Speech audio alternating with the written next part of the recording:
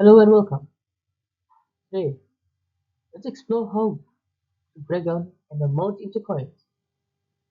We use a simple 3D algorithm to do this in JavaScript, giving coins like 25, 10, 5, 2, and 1. How can we make 46 efficiently? Let's break this into steps and walk through the logic. This problem is common in vending machines and cash software. We aim to use the fewest coins possible to match the amount. Our function must work with any valid coin set given as input. Next, let's examine how this logic is implemented in the code.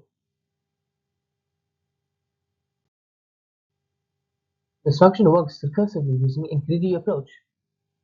It always picks the largest coin that fits the amount.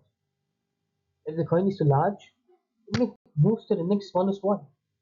The recursion continues until the amount hits 0.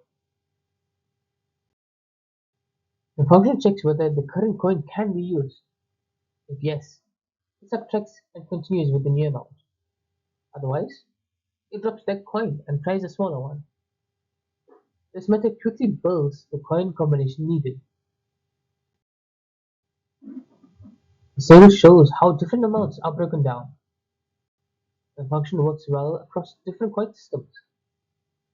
It efficiently skips coins that do not fit the amount. In each case, the output uses the least number of coins. We find this logic behind most physical transaction systems. Cashiers and vending machines use it to return change efficiently. It is also used in games with multiple token or currency levels. This logic is versatile and widely applicable in tech today. To recap, we used a recursive greedy algorithm to solve this problem. The key is always trying the largest valid coin first. It's clean, efficient, and easy to adapt for other coin systems. Thanks for tuning in. Now test it with different currencies.